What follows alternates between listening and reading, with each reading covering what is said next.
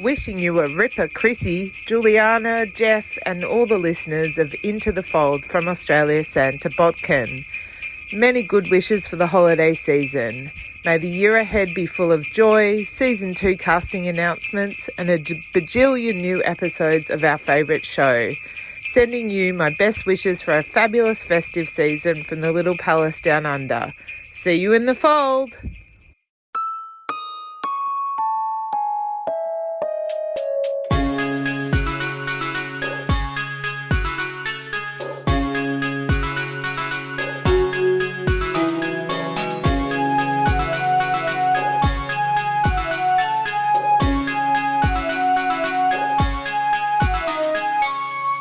Hello, and welcome to Into the Fold, a show where two best friends share their love of Leigh Bardugo's Grishaverse, chapter by chapter.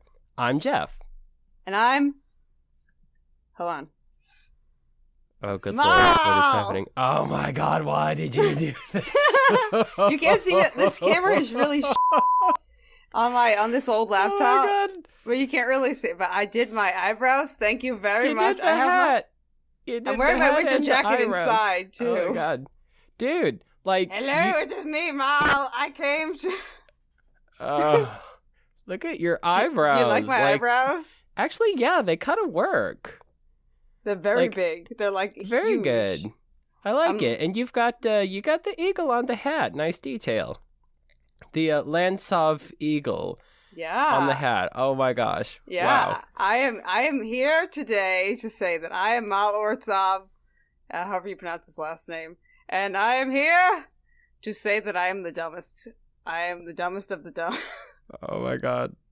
This is why you did this. You didn't do this for me. You did this because you wanted to do this weird performance piece that only I can see called Mal is the Dumbest. That's what you're doing. I did it because I wanted to do his eyebrows. That's actually why I did it, because these eyebrows are absolutely huge and ridiculous. Wow. So for anybody who's wondering what... I'll take a picture later. Yeah, for anybody who's wondering what is going on right now with our show, normally we would start off with some news, maybe a little light chit-chat, but in honor of the winter fete that we are throwing today, Juliana decided to get dressed up in cosplay and refused to turn her camera on until we had already started recording so that it would have maximum impact. Yes, I'll send you a better picture, Jeff. This camera on this old laptop is absolute crapola. That's okay. This is better. That's okay. If this is my Christmas present from you, then this is so far, this is the best Christmas present that I've gotten so far this year. Oh, well, we're just getting started. Don't worry, I have a few other things that I think you're really going to enjoy. Oh, if you started with this, like, what else could there be? This is the warm-up. Oh, okay. See, now I have fear and trembling, but in a good way. Yeah. Well, listeners, we will post a picture of me as Mal to our Instagram and our Twitter, so that way you can take in these eyebrows in their full bushy goodness as I drew them on my face. It's like Dan Levy. They're huge. I had a unibrow. No. You don't know who Dan Levy is? No. He's Eugene Well, I guess I could have said Eugene Levy also. Eugene Levy is a very popular actor, and his son Dan has also become especially popular. They really... I don't know how much they did together before, but their big thing they did together for years and years was Schitt's Creek. You ever see that? Oh, yeah. That's one of the few shows that one of the shows that I've been getting around to watching. Yeah, they're the guys from that. Yes, I know who they are. Your eyebrows look like that. Somebody on social media will back me up on this, I'm sure. Oh, I'm sure they will. They're wild eyebrows. They are huge. They are just... I drew a good portion of them onto my head. So, yay. Well, welcome listeners to the Winter Fete. Here we are. I didn't write us a song for this. Oh no. It's okay. We'll figure it out. Yeah, we'll figure it out as we go. Before we start the celebration, we do have a little bit of news from the front to catch up on.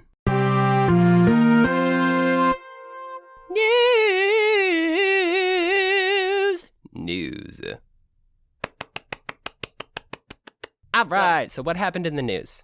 The news. So our main piece of news that we got this week is a update from our very own queen and author, Leigh Bardugo herself. And she seems to be sending out these emails pretty much every month or at least every other month, just with updates as to what's going on with things in her book writing world, in the TV production world, and some tips and tricks for young authors and writers out there, which is really exciting.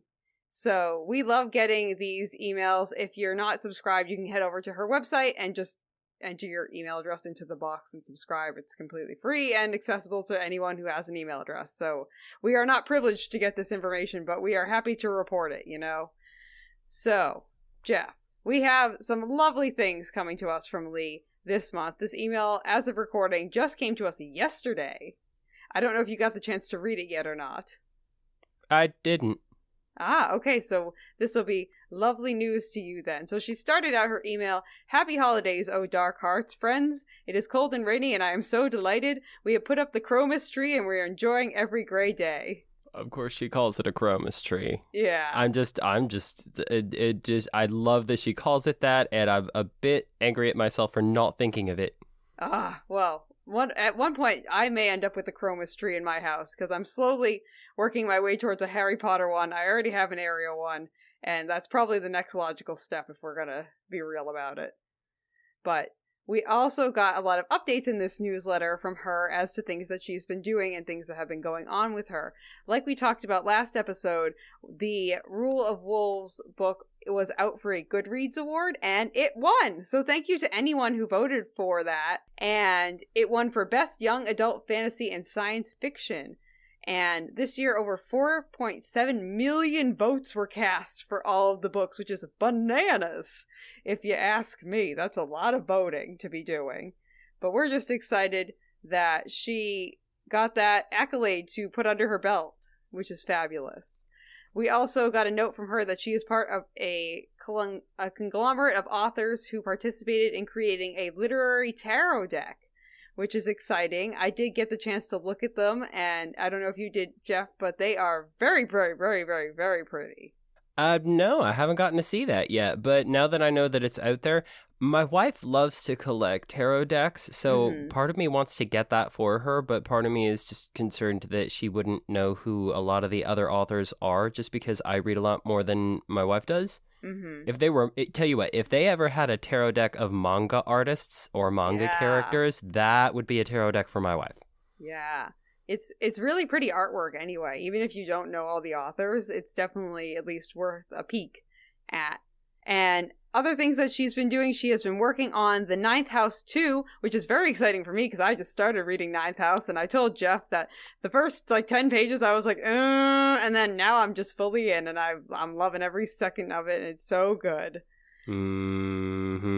It's very good. It definitely, you have to have a stronger stomach, I would say, to be able to get through this book. It's a little bit gory in a lot of places, but definitely super, super enjoyable. It's not so much for me, the gore. Like, we're going to try to keep it light here. This is our Winter Fate episode, but for me, Ninth House, it's not the gore so much that's the problem. It's just more that there are a lot of things in that book that if you are a person who is easily triggered by certain things that may exist in your past, I'm not even going to list them here, there are a lot of scenes in that book that are going to be kind of difficult to read. Yeah. And that's all I'm going to say. Yeah, the main character definitely has dealt with and is dealing with a lot of trauma. So that is definitely something that's at play that I found out already so far. So I'm excited to finish reading Ninth House, and I'm excited that they're going to be making a show for it, and they are working on scripting and casting and the production of that right now, along with her writing Ninth House 2. And we also got a note from her that all the roles from the Shadow and Bone show have been cast, including my favorite, Nikolai. She did specifically say that Nikolai has definitely been cast, along with all of the... And then she just said for all the characters for season 2. Like, the casting is done. So that, I mean, there's no point in not acknowledging that the character of Nikolai Lantsov is not going to be in the next season.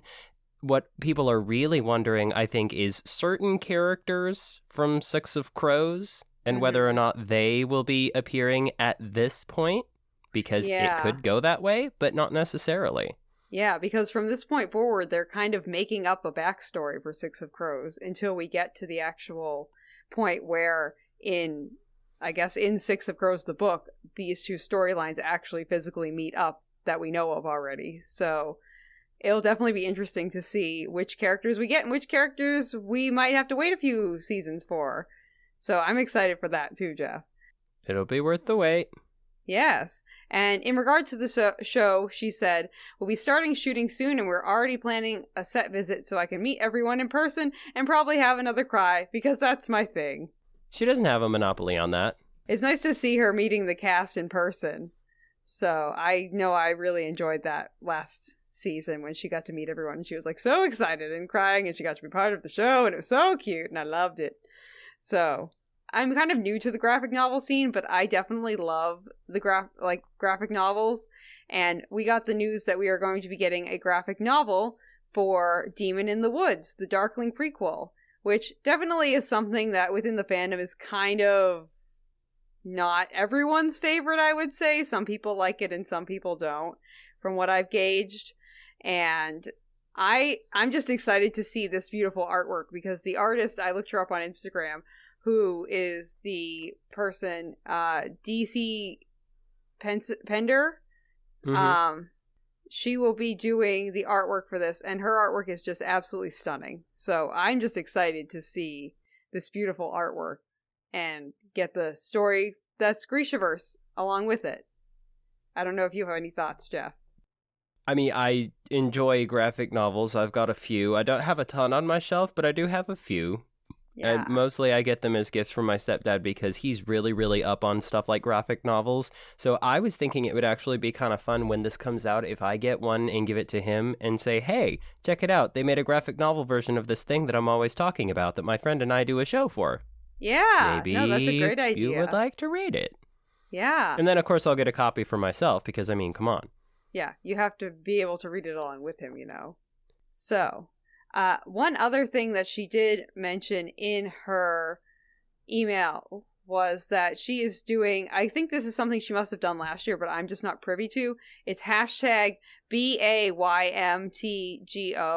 which stands for Begin As You Mean to Go On. And it is a kind of writing prompt or a prompt to just do something that you've kind of been putting off and just post about it so that way you have some kind of accountability. And she said that if you tag the post with hashtag BAYMTGO, she is going to hover over you like a sinister fairy godmother. So if you would like Leigh Bardugo to be looking at any of your little projects that you're working on or any passion project that you have, go ahead and use that tag. Maybe Jeff and I will use that tag on podcasting stuff. Yeah, maybe that's how we trick. Like that's our in. Yeah. That's how we trick Leigh Bardugo into finding out that our show exists. We won't force her to listen to it or anything, but I mean, if we happen to put this hashtag on stuff that has to do with the show, maybe between writing the sequel to Ninth House, adapting Ninth House for television, visiting the Shadow and Bone Season 2 set, and crying, maybe she pulls out her phone and says, hey, there's this thing using the hashtag that I invented, I'm pretty sure. Yeah, I've never heard it before, so I'm gonna say yes. But yeah, we could definitely do that. And listeners, if you want to get in on this to help, maybe we can all post about the podcast and use this hashtag. And maybe we can eventually get her on the show. That would be really cool. No, I don't want to turn it into like that kind of sounds like we're doing a hostile takeover of her hashtag for our own purposes. I don't want to do that. Like, she set this thing up for a reason. So use it as you see fit is all I'm going to say. Use it for when you're posting your Darkling as a drag queen fan art. That's yes, because we still need more. I can never have enough. Always more. Always. So, that is all the news we have and the news from the front.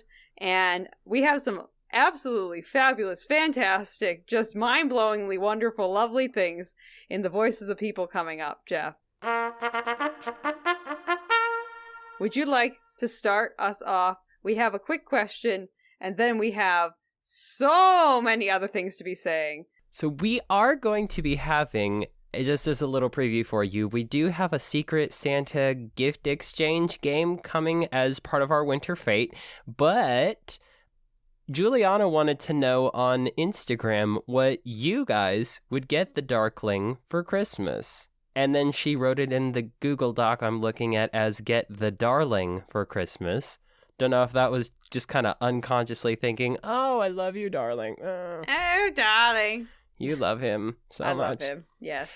All right, okay, so some of the answers that we got to what people would get the Darkling for Christmas, you guys, I don't know if y'all know how clever you are, but so, like one person, Yael_107030 just said a brand new black kefta. And that's adorable, because I don't know. That got me wondering, like, kefta are special, and how often, like, they wear them to battle, so surely they must require cleaning, but how often do they actually need to be replaced, do you think? Because military uniforms, I've never thought about that, because when you wear a uniform on a military campaign, it's gonna get dirty, it's gonna get worn out, and you're probably gonna have to get a new uniform at some point. So do you think kefta need to be rotated?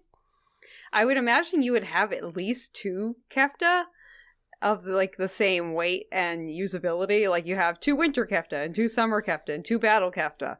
And I want to say that you probably would replace them less than the average human soldier uniform, just because they are built out of fabricator materials and probably have a lot of like self-cleaning properties and really indestructible properties. So I'm assuming you could probably wear them for a decent amount of time, but you definitely would need a new one after a while.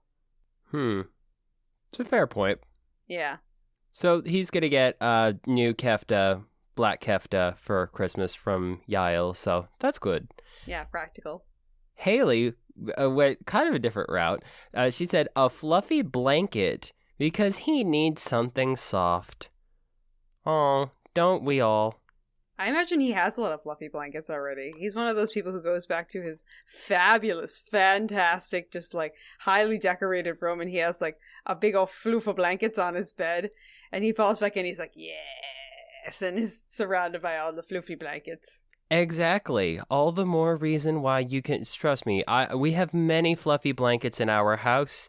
You can never have too many fluffy blankets unless you have a limited amount of storage space, but I don't think that's a problem for the Darkling. He is opulent. He is extravagant. Yes. He has so much space. He probably owns many storage units.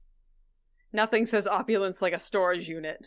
Please, if anything should happen to me, God forbid, please work that into my obituary somehow. Nothing is more opulent than a storage unit. That describes... I feel like somehow that describes me. I'm not sure, but I'm not second guessing it. You know what? I like this for you, Jeff. I feel like it's a good vibe. It's definitely my vibe. My personal... Oh my god. Okay, I insist on being the one to read this answer, but it might be a little bit of a struggle for me to do it coherently because I can't look at it without laughing. April May 2200 says that for Christmas for the Darkling, they would get probably some nice fold remover. Really get the stains of your past mistakes out. See, that is like the perfect. Yes. Oh my god. You officially broken Jeff. You broke him. Oh my gosh. I wish you could have been there the first time I read that, because the first time I saw that answer and I read it, like, I had tears. I was laughing so much. Oh yeah, because obviously I'm the one who posted this from our Instagram too. I was like laughing so hard when I saw it the first time. I was like, oh my god, that's so clever. It's so clever, and it's so... this is why we love you listeners, because you guys all have the best ideas and the best comments, and... I mean, this whole section is going to turn into a love fest. Like, let's be real here, Jeff. We are... This is the excessively like far-ended tip of what we're going to get into. Mm-hmm. Now, this, I was not... There are some things that you kind of hope for that you don't really know how to prepare for. And one of those things is when you get an email from a listener that is not just... I mean, I've written some decent length emails in my time. Okay, same. This email was the longest email I have ever gotten from anybody, and that is a compliment. Yeah, it was so well written. I remember I was scrolling, I was like, this is like a book. Someone sat down and wrote us a full book. Like, Wow. I can't just pull my phone out, check this real quick, and think, oh, and then put my phone back in my pocket. No, to properly, like, take this in, I had to sit down and, like, make time to read it. And afterwards, I said, you know what? I'm going to print out this email, and I'm going to put it up on my office wall, and it's going to become, like, my new motivational poster. You know those motivational posters that people buy that, like, it has some kind of serene background, like a full moon over a beautiful lake, or like just a serene forest, and it has some asinine quote about not sweating the small stuff, and this is supposed to make you feel better about stuff. No, for me, it's this. It is this like 6 to 10 page like thesis written by, I promised earlier that I would get to this person. Her name is Undine. Yeah. And apparently, Juliana thinks that Undine's name has like 5 E's and 7 N's and a bunch of exclamation points. Yeah, well, that was my excitement. It was Undine! Because I know when I read this too, Jeff, I had goosebumps and shivers because it's just such a sweet email. And this is why we're here, because we want to connect with other people who love the fandom and love being part of the fandom. And this podcast is just so much better because we have listeners like this, because we have people that interact with us. And without all of you, this is just literally me and Jeff hanging out, which is still fun, but not quite as fun. The more people, trust me, one thing we love about fandoms in general is that the more people can get together and engage with each other and enjoy the same things, the better it is. Because that's the positive side of being in a fandom, right? Yeah, that's Juliana's favorite part of being in a fandom. Not the trolls lurking in comment sections and certain authors who say hurtful things. We won't get into that because I want to talk about this email. I haven't even cracked it yet. And unfortunately, because of how long it is, I cannot read the whole thing here, but I'm just going to kind of... I'm going to try to hit the highlights here. This is the edited version, Jeff. I edited out a lot. I'm going to have to edit it further because criminy. Wow. This is the very, very edited version. I cut out like 75% of the email. So Undine comes from South Africa, and Undine is, bless her heart, she included for Juliana's pronunciation corner, think of underwear and Nadine, and then put them together. Undine. This is a person who is like us. She has realized that. I mean, a pansexual vegan and whose pronouns are she, her, and they. Yeah, they're definitely one of us. Yeah, we adopt you. You are now a member of our weird, crazy, freaky family. Huzzah! Huzzah! So Undine came across... This is a fun story. I love this story. Undine was looking for interviews on Spotify with Leigh Bardugo herself, came across our show, and actually started with our bonus episode where we talked about her Penn Faulkner interview. And apparently she enjoyed that enough that she felt motivated to go back and listen to our entire backlog of episodes. Then she starts to get into a little bit about kind of her past life, how she got from where she was to where she is now. And then this is the part that was especially fun for us to read when she's talking about the things about the show that she enjoys. Like Juliana, she likes the news song that I didn't know was going to become a thing, but now it is. Yeah. She cackles like a drunk hyena when Juliana mispronounces something, and she specifically says Fenyor, anyone? Fenyor. I love how she's like caught on to that. And then Juliana was adamant that I have to read this exact phrase as Undine wrote it. Yes. She talks about how Mal, not Mel, is an absolute douche canoe. It's my favorite new insult. I did send Undine back an 8-minute recording of myself because I had such strong feelings about the lovely email that she sent us. I recorded myself. You sent Undine an 8-minute recording of yourself? Yeah. And I'm just hearing about this? I told you I did that. I said, check your email. I sent her back You did not. Oh, I definitely did, Jeff. No, you can listen didn't. to it later. It's in our email. Specifically, Undine seems to love it when you get on your Mal is a douche canoe soapbox, and then Jeff has reasoned, calm counterpoints followed by the inevitable valid point, but he still sucks. Because that's our thing. Yeah. Well, she you agreed get on with these me. tirades about Mel, and then I point out, well, then there's this, and this, and you're like, oh, well, I can't disagree with you, but I still hate him, because I do. Yeah. Well, Undine agreed with me and said he's an absolute asshat, and I say yay. Asshat, douche, canoe, my goodness. So many good insults in here. So many mixed metaphors here. So Undine is also, like us, a fan of Drag Race, so some Drag Race references, such as trying to figure out, she gave us a great segment that we are definitely going to use sometime, where we can recast the characters from Shadow and Bone as some of our favorite queens from RuPaul's Drag Race. Yes. She says she particularly feels that Crystal Versace from Drag Race UK would make a fantastic Alina with all that white hair. Ooh. I'm gonna save my thoughts on that for when we do the segment, because I do have thoughts on that. Yeah. And then she ended her email by saying, with love and extra snuggles, Undine. Wow. Yeah. I mean, that's just the very, very tip of the iceberg of what she sent us. But yeah, thank you, Undine, so much for doing that. And yes, Jeff, I thought I told you that I did that. It could have gotten lost in our text messages or one of our voice messages. Who knows? I go to bed for like 4 or 5 hours. I wake up and I have 50 voice memos from you. What am I supposed to do? Hi. Yeah. Well, Undine got a taste of that, and there's Undine, if you haven't checked your email yet, there's an 8-minute love fest from me in your email, so go check it. But other than that, Jeff, we have some other lovely people who have been listening to us who wanted to share their thoughts about the show, and our first one comes from Omidi, who is they, them, and they said, I wanted to thank you for mentioning me on your latest Into the Fold podcast. My heart literally melted. Oh, Amity, please rush your heart to someplace very cold so that your heart can once again solidify and then put it back in your chest. Yes. And then we got a message from Eleanor. Eleanor. Or it's Elmira, not Elmira. Yes. But she said we could call her Eleanor if we wanted to.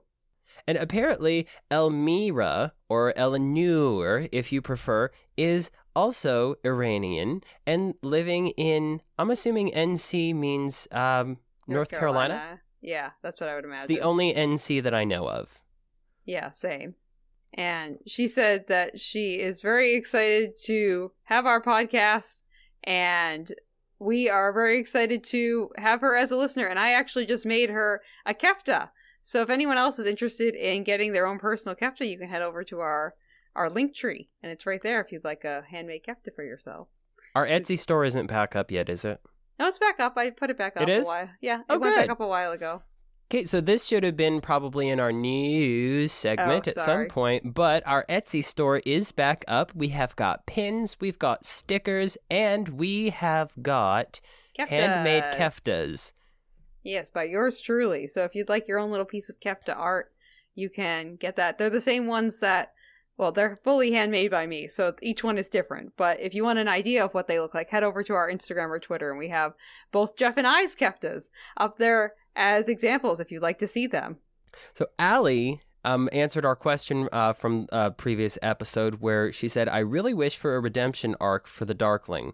What I meant was more of a balance between their powers. Alina would keep him in check, and he would help her navigate the depth of her power. They could totally rule the world. We know that the light can only exist if there's darkness, and vice versa. By the way, I really love this special episode. Oh, thank you, Allie. And that's a really good point. I definitely agree with that, too, if the Darkling just had some kind of redemption arc, but we'll have to wait and see what happens in the next book, Jeff. All I will say to that is that a redemption arc can take many forms, because sometimes redemption means that they have a complete and total reversal of their previous selves, and like kind of think like Ebenezer Scrooge from A Christmas Carol, because he's been this angry miser who's mean to everybody his whole life, and then after his experience with the ghost, he wakes up and suddenly he's cheerful and grateful and charitable, and he's the complete opposite of what he was before that experience. Yeah. For some people, a redemption arc is they do nothing but wrong their whole lives, and then right before their death, they do something so huge to help mankind, if you like, that completely fixes everything that they did wrong. Yeah. Well, we're going to have to wait and see what direction the Darkling takes himself in for the next coming books that we're going to see him in. I think, Jeff, it is time that we get into our main segment of the show, which is our party! Woo! Party! Party music. Yeah, so to celebrate the holidays and to celebrate the fact that we finished book 1, we are having our own winter fete. We have a bunch of fun games that we're going to be playing, and I think, listeners, you're in for a real treat. So, our first game is going to be run by Jeff. So, Jeff, take it away. Right. You've done a Secret Santa gift exchange before, right? Yes. Right. If anybody listening has never been part of a Secret Santa, the way it works is the names go in a hat or something, the names get pulled out, and you buy a gift for the person whose name you pull out. So what we're going to do today is I've taken the names of 12 characters from Shadow and Bone. I'm going to pull the names out, and we are going to take turns, each name I pull out, figuring out what that person is going to get for Christmas. Are you ready? Yes. Good, because I am giving you the first one. Okay. Not going to look, just going to reach in the hat, pull out a name, and the first person you are going to get a Christmas present for is Jenya. Oh, Jenya. You know, she now, could bear in mind, hang on, so, I'm sorry, okay. I probably should have clarified this before we started. You can get these people anything you want. It can be something that would only exist in their time, because I did a similar game with a different show that I'm on recently, and we realized that we hadn't specified, can we only get them things from their own time? Can we get them things from, like, the modern age? Like, or do you want to just make something up? So literally anything, modern, fictional, whatever you like, you can get this person anything. Wow. I think definitely getting her, like, a new kit for like transforming and tailoring people would be really cool. And maybe, I don't know if she'd be able to use this, but kind of having a layout of every single Pantone color that there is out there. I don't know if she could pull the pigments off of the poster, if that's what it was, but that'd be really cool, because I feel like that's something she definitely doesn't have in the Grishaverse, to just have like a layout of or an app. We can give her an app on her phone that has every single Pantone color in it. So that way she can just be like, whoop, whoop, whoop, I need chartreuse, dark chartreuse, please. And she's just like looking through and she's like, aha, and she can pull the pigments. All right. Yeah. Perfect. I don't know if I would have thought of that. That's really good. Well, I mean, I'm trying, Jeff. Well, let's see. I have got Alina. Ooh, okay, Oh, what are you going to boy. get her? Yeah, no pressure. My first Secret Santa gift is for Alina Starkov, the star of the show. The Sun Summoner. Yeah, the Sun Summoner. You know what I'm going to get her? I'm going to get her an all-expenses-paid vacation to an undisclosed location where nobody knows where she is. I think that's a great vacation. 2 tickets to paradise, or in her case, 1 ticket to paradise, pack her bags, she'll leave tonight kind of thing. Those are lyrics to a song, by the way. Yes.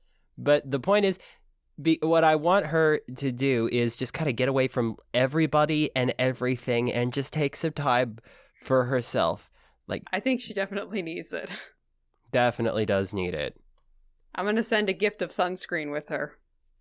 Okay. I'll include some sunscreen because wherever she's going may be very sunny. Well, I mean, doesn't she need it to protect herself from herself, essentially? I don't know. Maybe. She's not the one that she has to be scared of right now. It's all the men in her life. Yeah. We won't get into that. We are going to get into more presents because the next gift that you are getting is for Ivan. Oh, Ivan. I think Ivan needs a counselor. I think I'm going to set him up with some BetterHelp therapy. I'm going to buy the subscription for him, and then he can go and get some therapy. and deal with all the thoughts and feelings and negative emotions that he has been harboring for way too long. That's perfect. When I did this with the other show I mentioned, we did this on Speak Beastie with the Fantastic Beasts and Where to Find Them characters. That's what I wanted to get for Credence. I think that's also a great gift for Credence. Definitely. Take the hat, see what comes out. Who's going next? I am getting a present for Zoya Nazulensky. Ooh, okay. What are you going to get for Zoya, Jeff? I'm going to get Zoya a magic mirror.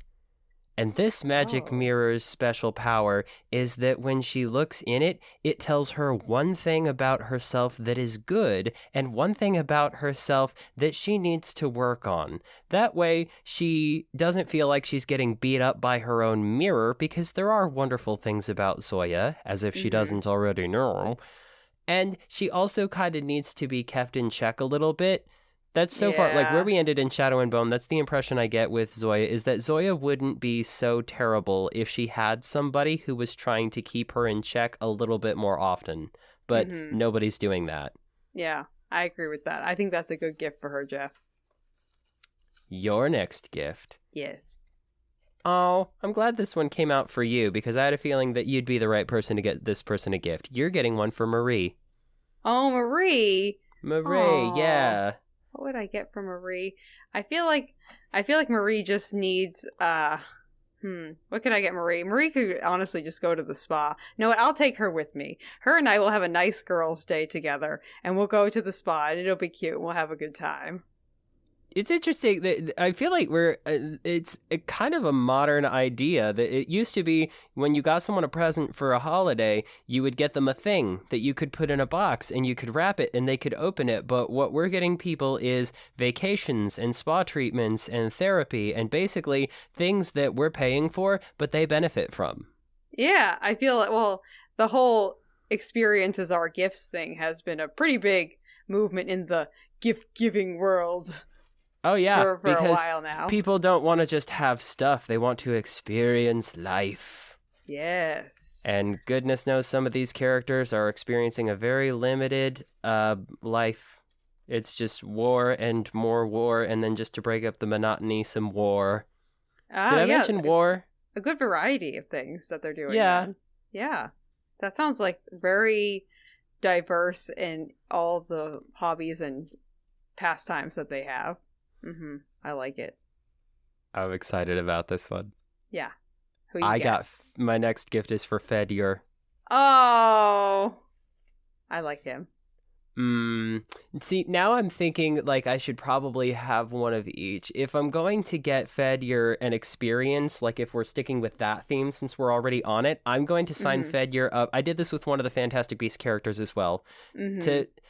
I'm going to sign Fedyor up for speed dating. Grisha speed dating. Because you know what? Fedyor is a catch, and he is far too good to waste. Yes, he is far too good to waste. Or you could just send him on a date with me. I'll take him. Isn't Fedyor gay? Technically, he could be bisexual. He could be. I don't know why. I definitely read him as a queer character. Maybe that was just me. Oh, no, I definitely think him and Ivan are an item, but he could still be my best friend. We would have a fabulous time. Okay. You know what? Actually, I'm going to change my answer, because with Fedyor, I forgot that he and Ivan are a thing, and that we made that headcanon, so I'm going to stick with that. I'm going to get him a very nice, like, fragrance. Like, maybe he's a cologne person, maybe he's a perfume person, I don't know. But, like, we're gonna pick something out for Fedyor that is definitely going to catch Ivan's attention. Like, meet me in the war room in 5 minutes attention. Woohoo! Wow. You know what I would also get them would be I would love to get Fenyor, and by proxy Ivan, a date to a petting zoo. I feel like Fenyor would love going to a petting zoo, and Ivan would go with him begrudgingly. How is that not what I said? I mean, no, it is exactly what you said, Jeff. Heavy petting zoo, more like. Yeah, they go to the light petting zoo first, and then the heavy petting zoo after he's put on his brand new fragrance from Jeffrey. Mm-hmm. Jeffrey. Speaking of fragrant individuals. Oh, no. Oh, yes. I know Your who I next got. holiday gift is, I think you know. You Yeah. got the apparat. He's getting a bath. Like, let's be real here. He's getting a bath. That's all he's getting. A very, very thorough bath that will be done by multiple individuals to make sure they get in every crevice of this man's body. I don't care what crevice it is. He will be getting a very thorough bath. Please don't let me, if they're going to get every crevice of the apparat, please do it when I'm not, like, invent a new, how about we get the fabricators to come up with a new kind of bath bomb, but instead of, like, the kind you drop in the bath water and it goes all fizzy and smells nice, like, it's literally a bath bomb. Like, you throw the bomb at somebody and it gives them a bath. Yeah, instant bath. That would be a perfect... Think about it. That would be a perfect thing to have out on the battlefield because you're out there for days. You don't know when you're going to find water. You have to wash yourself somehow. So you throw bath bombs at each other because it would be fun. It would be like paintball that gets you clean. I would love to have those for my elderly people at work. That would make things a lot easier. Oh, I bet. See, we just came up with a fun invention. Yeah. Isn't that nice? Wow. It's nice. We're creative people. Yeah, we try, you know. Now, we already have so many good suggestions from listeners for this person, so I don't know what I could possibly get them now because I got the Darkling. Oh, well, you could always get them a nice washcloth to clean up that fold remover after they're done using it. No, you know what I'm going to get the Darkling? I'm going to find out which makeup brand is the Darkling's favorite, and I'm going to go on their website and I'm going to see, like, what kind of deluxe kit do they have with all of their, like, it's going to have their foundations, some setting powder, it's going to have all the different eyeshadow palettes. Ooh, you know what? We could develop something for the Darkling? The eyeshadow fold palette. Shadow fold palette. How has no one actually, like, legitimately come out with that yet? There has to be someone. I don't know. If there is someone who listens to the show and actually works in cosmetics, if you want to, or, like, does their own cosmetics on Etsy or something like that, please make this a thing. I will be the first one to order it. I would love to have the shadow fold palette. Like, and for sure. Each one can just be, like, just something related to the shadow and bone. Like, they have a Corporalkai red, have an Etherealkai blue, a Materialkai purple, and just name them all after things. And then we can have different shades of black. All the Darklings names, which I'm not going to name right now because we'll get more of them in the coming books. But if you've read all the books, you know where I'm headed with that. So I'll just leave it at that. Okay. Not gonna lie, slightly jealous that you got this person. Yeah. Again, based on that, I think you know who I'm talking about. Mao. Who do you think it is? Mao. No. David. No. You got Botkin. Oh, wow. That one went right over my head. Wow. Okay. Well. What you gonna get for Botkin? Oh, I don't know. I feel like he needs some time away from fighting and some time away from teaching.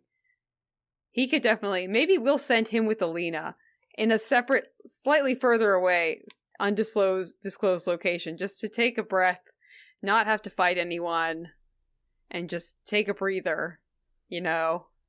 So again, with the theme of sending people on experiences instead of getting them a thing. Yeah. You know what I'm gonna get him? What? A new knife? I'm gonna get him a puppy. Oh, I think he'd be great with a puppy. He'd be like the kind of guy that, like, he would, somebody would get a puppy and then the puppy would unfortunately be abandoned and he would find the puppy and he would feel bad that the puppy was out there without any food. So he'd give him some food and then the puppy starts to, like, show him some affection and it becomes like the one living creature that he's willing to show affection back to. So then the puppy becomes like his best buddy. Aww. What would he name the puppy? Oh, gosh. Little Botkin. Battle Axe. Probably, yeah. He would probably, you know what, Killer. honestly, since he's from the Shuhan, he would probably give it a shoe name. Oh, true. That would, I don't honestly think he would name it Battle Axe. That's a name for a gerbil. Clearly. No, he would, definitely. No, he would give it a shoe name that I don't know what it would be, but it would be beautiful. Yeah, I like this for him. It would This is depend now on what the canon. dog looks like. Oh, it's definitely a cute little poopy, the floppy ears and everything. It's a cute doggy. I've got David. Oh, okay. What are you going to get for David? I'm going to have Jenya tell me what kind of... I'm going to get him one of two things. I'm either going to get him a seat warmer for his workbench, Yeah, because he's loose. always in there, always working. Mm-hmm. Or I'm going to have Jenya find out which tools he's using for his work that could probably do with a little bit of upgrading, and I'll get him a nice new set of tools that he can work with to do his tinkering. Oh, yeah. That's a great gift. Something practical. I like how we're either providing people with something practical or an experience. I feel like that's just the general vibe of gift giving nowadays, which is not a bad thing, I would say. Well, when you have these characters that, like, you dissect them, you analyze them, you think, who are they? What do they do? Like, you spend a lot of time trying to understand them for purposes of discussion. That makes it easy to think, okay, what do I know about this person to get them a gift? And yet somehow with the people that you know in your everyday life, you just get so used to them being there that you think, what can I possibly get them that they don't have? Yeah, that's true. Are you ready for your final gift? Ooh, I got yes. two more names here. Okay. Haha. Haha! You guessed this one before, and now it's happened. So you're going to have to get a gift from Mal. Oh, he's definitely getting some eyebrow conditioner. Like, let's be real here. He is going to be getting some high-end eyebrow conditioner because these brows, my friends, these need to be tended to. Definitely. And he's going to get some classes on how to be a actual human being and not a douche canoe. He's working on it. He's still a douche canoe. That is my... I know Undine, that, but he's working on it. Undine, thank you so much for this insult. It is my new favorite insult. I will be using it all the time. Thank you very much. Douche canoe. So. Yes, who's your final person? Well, who haven't we said? Why can I not think of her name? I don't know. Bagra. Yes, Bagra. Yeah. I get to get a gift for Bagra. Woo, okay. And surprisingly, Bagra is the person that I struggle the most to think what would they actually want, because Bagra would definitely be the kind of person that you would have to get them something practical, because if you got anything sentimental for Bagra, she would just outright reject it. Oh, yeah. She'd be like, what is this? Trash, boy. Yeah, like that. I would say, I want to say I would send a bunch of people to her hut to clean it, but I don't think she would like that either, because she probably gets people to clean her hut for her anyway because of her station, and it's also probably she doesn't want people being in her hut unless she invited them. Yeah, I so think that's maybe true. not that. You're not going to get her a welcome mat? No. Oh, actually, you know what? That's perfect. Here's what I'm going to do. Okay. I'm going to get Bagra one of those welcome mats that instead of saying welcome, it says F off. I think that's a great idea. I am going to get Bagra a F off welcome mat. Yes, that is exactly her vibe. That is totally her vibe, and I have seen those. Yes, me too. I think that's a great gift, Jeff. Now, I am very excited for this next segment because regular listeners of the show will recall that on more than one occasion, I have brought to you a Mad Lib. One time, I took a passage from the book and turned it into a Mad Lib. Then I created I took an existing Mad Lib from a book and told you specifically to try to rework it Grishaverse style. But today, you have Mad Libs for me. I have 3 that we can do. So we'll see. Okay. There's not too many fill in the blanks on each of these, so I think we can do at least 2 of them. Okay. So I'm just going to ask you for what I need, and then we will go from there. So the first thing I need from you is an adverb. Softly. Soft. Hold on, my pen. Okay. Adverb ends in ly, so softly. Oh, thank you. And I need a color. Purple. And then I need a verb. Punt. Punt? Punt, yes. Okay. And then I need a silly word. That's what it's telling me.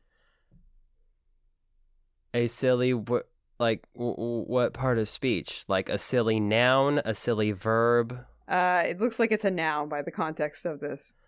Douche canoe. Douche canoe. Okay, that works. And then I need a celebrity. Ben Barnes. Ooh, okay. And then I'm going to need an adjective. Exquisite. And then I'm going to need a verb. Hug. A noun. Furry hat. Okay. And then lastly, I'm going to need a plural noun. Presents. Okay, Jeff. Okay. You ready? Yep. So this is a special Mad Libs.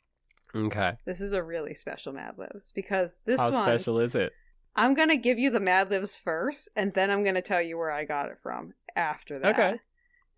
The name of this Mad Libs is Lip Gloss Emergency. Yes. I already love it. Dear Mom, can you please send me more lip gloss softly? I am almost out of it in purple.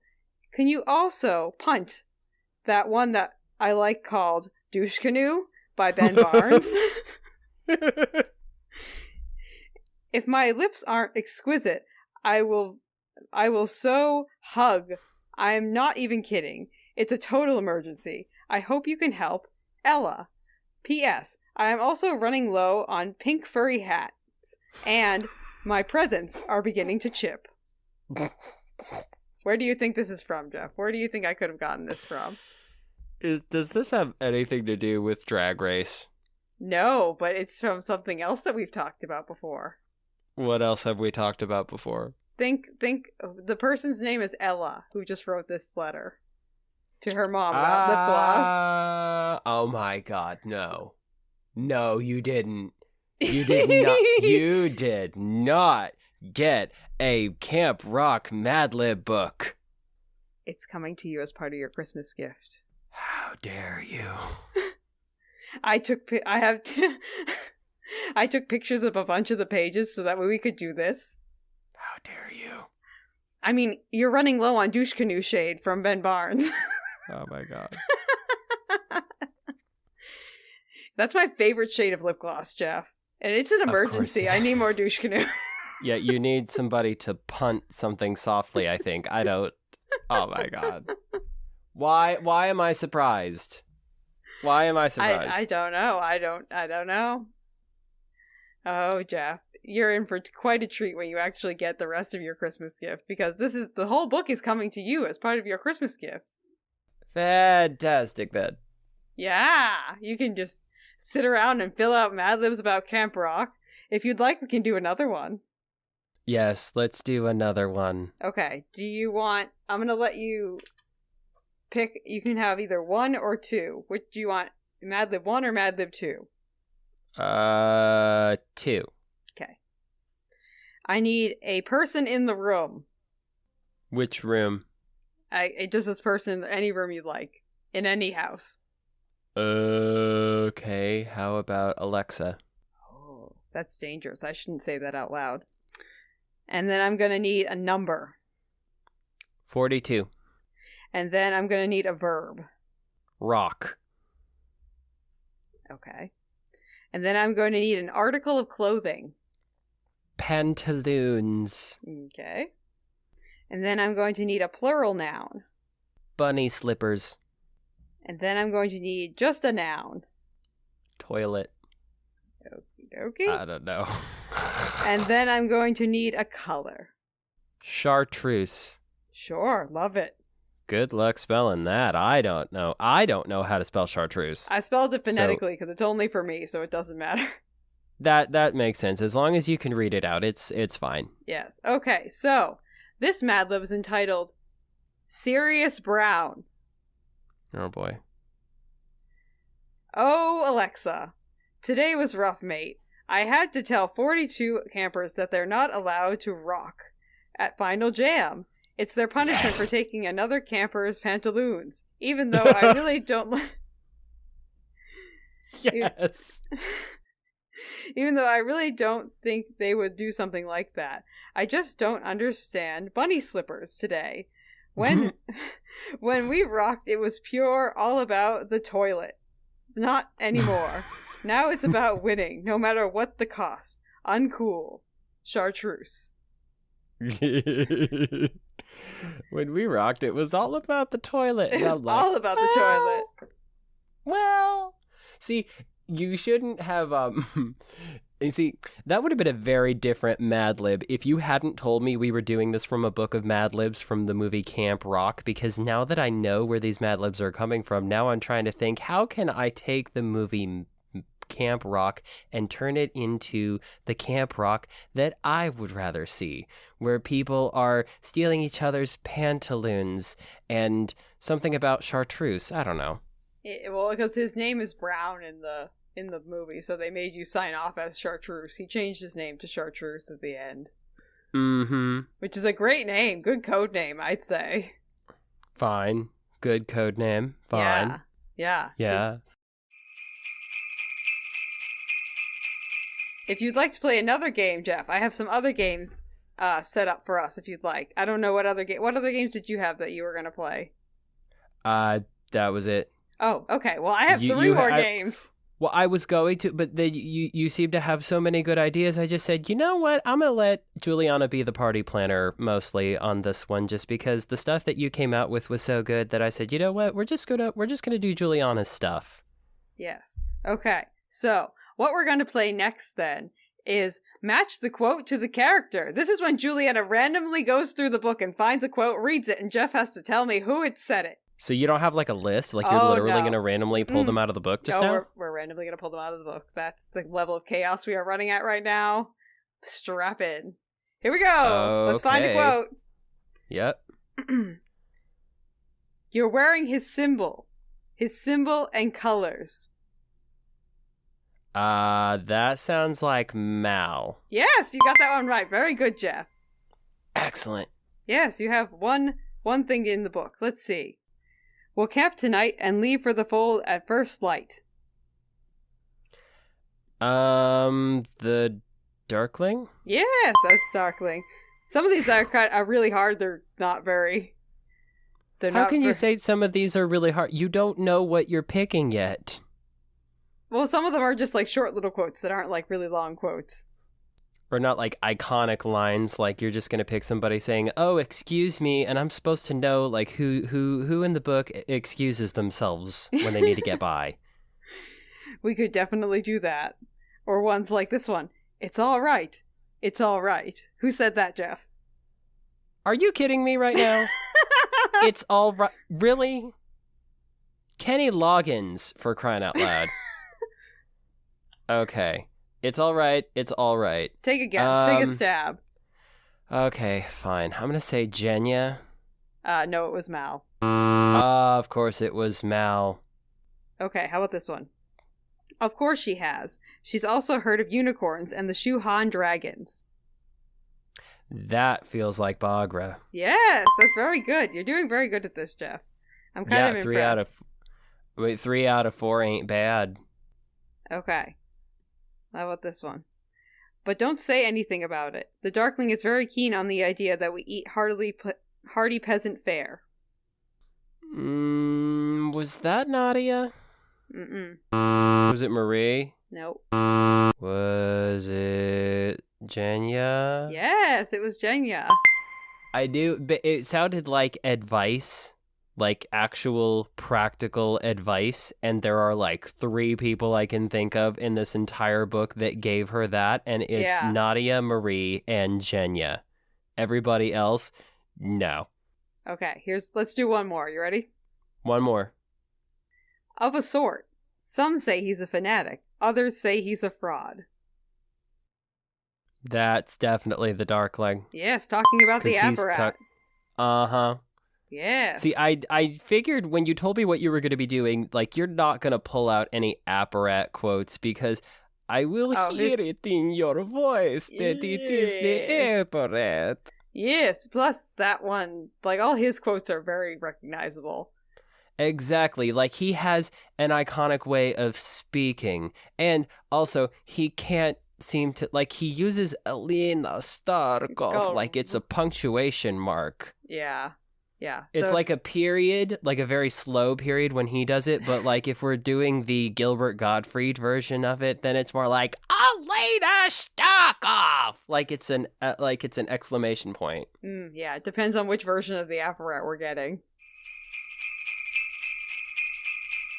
So, that was match the quote to the character, and then I do have questions set up for this. You know this, Jeff. So, we're going to play Ethereal Guy lightning round questions. So, the rules for this... Let's do it. The rules for this are that you must say the first thing that pops into your head after I ask you the question. Nothing more, nothing less, okay? Wait, are these like they have correct or incorrect answers, or is this just word association? They're questions to ask you about yourself, essentially. Okay. They're open-ended questions in a way. Some of them are asking you, like, this or that kind of questions. But you have to tell me the first thing that you think of once I ask you the question. Is this gonna, like, have some kind of analytical result where, like, I find out what kind of personality type I have? I mean, I can kind of try and decipher that at the end, but no, this is just a list of random questions that I thought would be fun for you to answer very quickly in succession, just to see what your answers are. Okay, go ahead. Okay, let's get going then. Let's do it. Sunlight or moonlight? Moonlight. Your favorite room in the little palace? The dining hall. The last song you downloaded?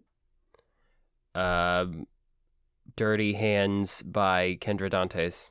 Would you rather be able to speak every language in the world or be able to talk to animals? Speak every language in the world. Is it wrong for a vegetarian to eat animal crackers? No. What is the place you'd most like to travel in the Grishaverse? Fjerda. Your favorite junk food? Licorice. Favorite ice cream flavor? Mint chocolate chip. Say a word in Robkin. Oprichniki. Do you believe in fate? Yes. What's your favorite number? 42. And finally, would you rather have the collar of the stag infused into your skin the same way it is in the show, or have to forever and it's stuck there, or have to smash mouths and have a battle of the tongues with the apparat? I hate you. I came in with a big finishing swing, you know. I hate you. I love you, but I hate you. Do you I'd want rather have the antlers infused into my skin. I would rather cut my own tongue out than smash tongues with the apparat. You don't want to smash mouths and have a battle of the tongues with the apparat? No, I do not want to smash tongues with the apparat. Are you kidding me? Well, Jeff, I think you did smashingly on the Ethereal Guy lightning round questions. Listeners, you got to learn. Great. What does it mean? It means that you are Jeffrey. And we know more about you now. The listeners know more about you, and that is that. And that you'd rather have a collar than a battle of the tongues. Yeah. If the battle of the tongues is with the apparat, I mean, give me some of the other characters in the series, and maybe we can talk about it. Oh, no, Because in case you hadn't noticed, most of those cast members in that Netflix show can get it. Oh, yeah. They're all really hot. Like, let's be real here. But... Nope. It's the apparat. That's the only choice you get. Ugh. Gag me with the lives of science.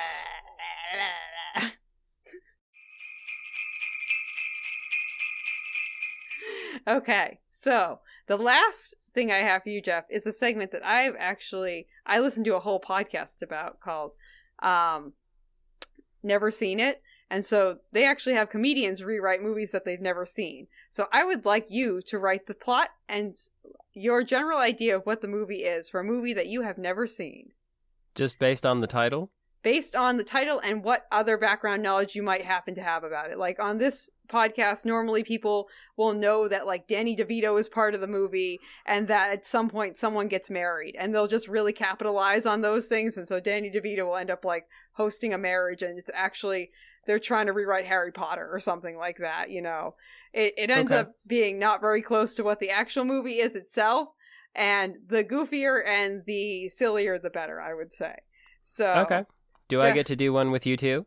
If you'd like, yeah. That sounds good to me. Okay, after giving me the mental image of smashing tongues with the apparat, I think I deserve to go first. Okay, what movie would you...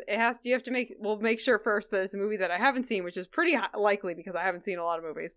Okay, do I give you the background information on the movie, or do you? So how it works is you're just going to give me the title. And I'm just going to give you the title, that's it? I just want the title of the movie. Any other background knowledge I have is something that I have had to acquire, like, in my day-to-day living beforehand. And I'm going to use whatever background knowledge I do and do not have to write this script. So, or just a brief outline of what the movie is. Okay. I have one in mind. I guarantee you haven't seen it because a shockingly low number of people have seen this movie, but it is one of my favorites. Okay. The movie is called Fanboys. Fanboys. Yes. Okay. I know. And I'm not allowed to tell you anything but that, right? No, I don't want to know anything else. I'm going to write the script for this movie. Okay, so tell me what you think Fanboys is. So I think that this is a comedy. I think that it involves, I think that Adam Sandler is in it. I think that Will Ferrell is in it. I think that they are fanboys for a boy band, and they are just diehard fanboys for this boy band, and they follow them everywhere. And this boy band, they are not the most popular boy band. They only play at small venues, and it's kind of creepy that Will Ferrell and Adam Sandler are following them around, and they finally befriend these two kind of creepy weirdos, and they actually end up being part of the band. And in the end, Will Ferrell and Adam Sandler, after getting into many shenanigans and potentially blowing something up at least 2 times, become the managers for this little band. And this little band goes on to compete in Eurovision, because this is all happening in Germany. The end. I've never been more proud of you. Yeah. Like, this is the best thing you've ever... This plot for this movie, I mean, obviously, the fact that we're on this show right now aside, I mean, the plot for this movie that's never going to exist is the best thing that you've ever done by far. Oh, well, we better get Adam Sandler and Will Ferrell on the line, because, you know, I have them on speed dial. Oh, definitely you do. Yeah. So what is this movie actually about, Jeff? Tell me briefly what the movie is actually about. You know, the funny thing is I could actually see the two of those two gentlemen making that film, but that is not what this is. So, this movie, this was an independent film, I think, which is, I think, part of the reason why more people haven't seen it. Mm-hmm.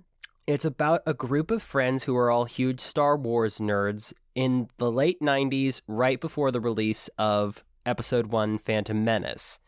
And that's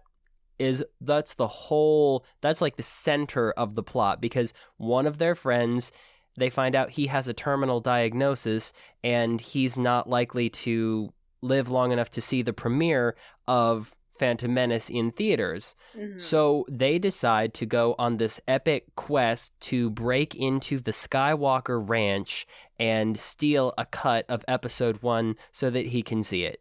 Oh, that's actually kind of sweet. It's got, you were right, though, it is a comedy. It's got Dan Fogler, what's his name? Something like Jay Baruchel, the guy who played Hiccup in all the How to Train Your Dragon movies. Oh, okay. He's in it. Kristen Bell is in it. She's like the one female friend that these guys have.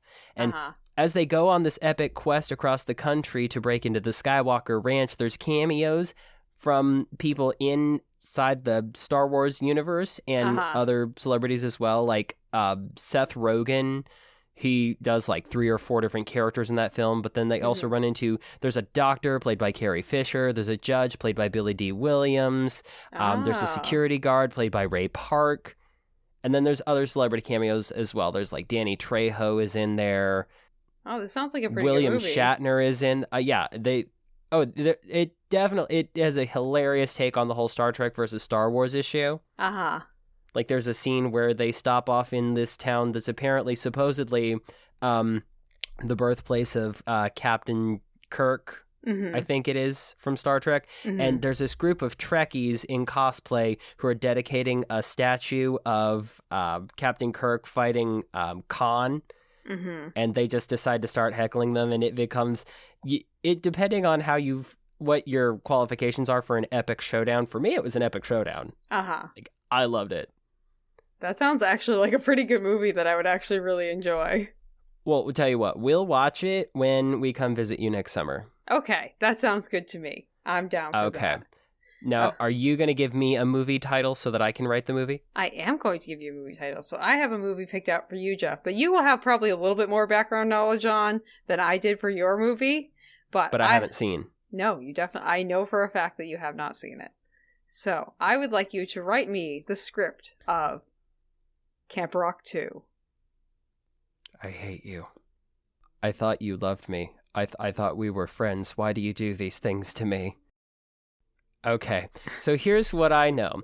So once upon a time, Disney started making movies for the Disney Channel that were all exactly the same, and that's how it's always been, and that's how it's always going to be. But there was a movie starring a wonderfully talented artist named Demi Lovato, where they go to this camp that claims to be a camp of rock, but in fact it turns out to be a camp of mostly pop music and bad choreography and nonsense and lip gloss that is so not glossy anymore. Hair flip, walk away. Mm-hmm. That's the first Camp Rock. So in the second Camp Rock, what is the character's name? Izzy? Mitchie? Mitchie. Okay. So in this next one, Mitchie is all excited to go back to camp because the summer before was one of the most epic experiences of her entire life. Mitchie, the character, is a her, not Demi Lovato, the actor. I'm just making sure that I have to keep it straight that way just because gender pronouns are important. Mm-hmm. But the character Mitchie in this context is a female character. Yes. I think they make that pretty clear. Yes. So Mitchie and her mom pack up the car. They get to Camp Rock only to find that it doesn't quite look like Camp Rock because it looks like it has been abandoned for many years. Oh, like no. The sign is hanging off and it's like completely weather worn. There's pollution in the lake and none of the cabins, like the windows are broken and the beds are all flipped upside down. Like it looks like a murder took place here. And everybody's thinking, well, what is going on? So Mitchie and her mom, they go to the cabin that belongs to the camp director, and they find that the camp director is now become a total recluse and is living all alone in the cabin because apparently they didn't realize it when they founded Camp Rock, but the land was cursed. Oh, no. Oh, yes, because one day they were outside practicing their terrible choreography with their not-so-glossy lip gloss on, and this man in a hockey mask with a machete came up out of the lake. This is a totally original concept that has never happened in a film before, and he just starts going bananas on the camp. He's tearing stuff up. He's cutting off heads. This is definitely still a Disney movie. Disney movies have these things. I've checked. Extensively clear. It's all fake blood. So it's needless okay. to say that they don't want to keep doing the camp because it's probably going to look kind of bad on their resumes if they have a camp where people come to get murdered. I would say so, yeah. Midgie decides to try to bring the magic back to Camp Rock. So she calls up all of her old friends who used to go to camp, and she brings them all back together, doesn't tell them about the murder stuff. She and her mom and the camp director, through a montage of very upbeat Disney movie-ish sounding music, they fix up the camp so nobody knows that there's anything going on. They show up, they try to have the camp as usual, and then slowly, one at a time, the campers start getting killed by the machete guy who definitely doesn't have a name that has never been in a movie before. Until eventually Midgie finds out that it's the power of rock that is going to break the curse and change his heart, and everything is fine. So they have the big final jam concert, whatever the hell it is, at the end of the movie, and Jason, or whoever he is, because he doesn't have a name, this is a very original character, he is suddenly blasted apart by the magic of rock, and everything is fine, and the campers come back to life, and the camp is completely restored. And then, because I've decided M. Night Shyamalan is going to come in to guest direct Camp Rock 2, Midgie wakes up in bed at home, and turns out this whole thing was just an anxiety dream. I mean, honestly, that's kind of better than the actual. You know what? You gave me Camp Rock 2 and told me to rewrite it however I want. You knew exactly what kind of movie this was going to be. I am very pleased with that. This is what I wanted, Jeff. I wanted you to go off on like a crazy tangent and to just write a ridiculous movie. And honestly, this plot line is better than the actual Camp Rock 2 plot line, because as you said at the beginning of your movie script, every Disney movie is kind of the same, and pretty much the same thing. A lot of very similar things happen in Camp Rock 1 that happen in Camp Rock 2. There's another camp that's introduced. And it's a battle of the camps. And you forgot the Jonas Brothers, though. They should have been in your script somewhere. Oh, I did that thing they also do in Disney movies where the first movie has like a major star in it, and them being in the movie is like a huge turning point for it. But then when they read the comment section online of how some people are reacting to the movie, they decide they don't ever want to do that ever again. So when their agent comes around with the script for the sequel, they're like, no, thank you. Yeah, that makes sense. Unfortunately, the Jonas Brothers said yes to Camp Rock 2. So, of course they did. Have you ever seen Jonas the Show? I think we both know the answer to that. Oh, they also said yes to doing a Jonas Brothers TV show, which birthed the pizza song. Every pop star who gets their start at that age either got their start from a TV show or agreed to do a TV show about themselves. I'm going to have to share the pizza song with you, Jeff, later, because wow, your mind will be blown when you hear the Jonas Brothers show specific Pizza Girl song. Pass. It's very short. It's not a long song. Pass. So listeners, next episode we will be starting the book Siege and Storm, which is our next book in the Shadow and Bone trilogy. And my question to all of you is, how many chapters do you think it will take for the Darkling to find Alina? Maybe just make a note to yourself, send us a DM, and we will see how long it takes for him to find her. So for our next episode, as Juliana said, we are going to be starting Book 2 of the Shadow and Bone trilogy, Siege and Storm, and we will be talking about Before and Chapters 1 and 2. So if you would like to prepare for our discussion ahead of time, go ahead and read those chapters, but if you are unable to, for whatever reason, we will have chapter summaries for you. And if you'd like to get in contact with us here on the pod, you can listen to us where all pods are cast. And we are also over on YouTube at Into the Fold Podcast.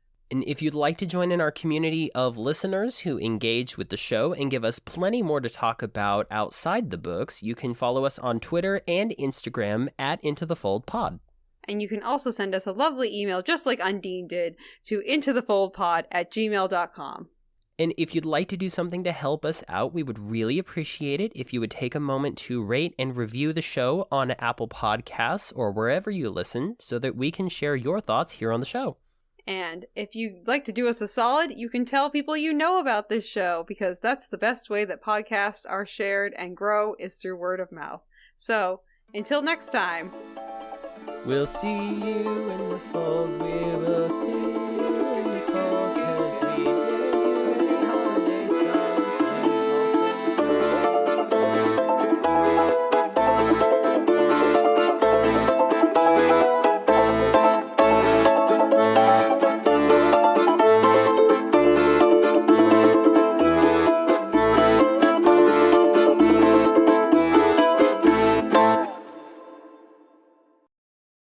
Extravaganza. Oh, yes. Also, Bless your heart. Once again, you had written I that write the King wrong of date? Scars won the Goodreads Award. And I'm like, no, that happened already. Leigh Bardugo, was this an email that she sent out? Okay, this is like, what, 15 episodes in and you still don't know what I want, or you're refusing to do it. Oh my God. I ask you every time, and how do you not know what I want, Jeff? I say, Well, sometimes it's just nice to be asked, and in some cases, all the times, it is nice to be asked. Dearest Jeffrey, will you What? please sing the news song for me? Love, No. Juliana. Hugs and No. kisses. No. I will not. I besmirch your family name. I tell you what, I will do it for Undine. Okay. We'll get to Undine in a minute, but Well, I will do it for them today. Okay, let's I do it for dedicate you all the this. time. This one is for Undine, okay? Undine, this one goes out to you. Okay. And Jeff is getting rid of that. Okay. I'm reading the next thing. She doesn't. Yay. Or would you like me to start off and then you can read the next section? Because I just did I'll a lot start. of reading. I'll tell you what. I'll want me to- start, and why don't you reteach yourself how to take a breath, because I'm pretty sure for the last 10 minutes you haven't done that. No. Right. I'm gonna get to it. Okay, go for it. So You have to include Undine, douche canoe. I'm getting there. Okay. Asmal, I am sticking my tongue out at Jeff and being like, la, la, la, la. Please don't do that. It's iconic. I'm telling I'm going to, you know what I'm going to do is I'm going to pass. I fell in love with the I pizza told you not to do it. girl, and now You're still I doing eat it. pizza every day. I was very specific that I didn't want this, and it's happening.